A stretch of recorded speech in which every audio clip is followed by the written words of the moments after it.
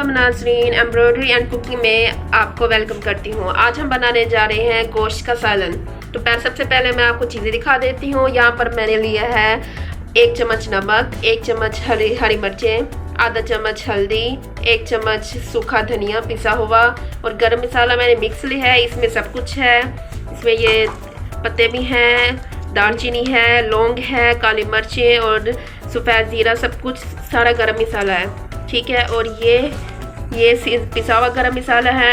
और मैंने 2 टमाटर लिए हैं और एक प्याज है जिसे मैंने मोटा मोटा काट लिया है। और ये सब धनिया है और ये अदरक लहसुन का पेस्ट है जिसे मैंने कद्दूकस किए है।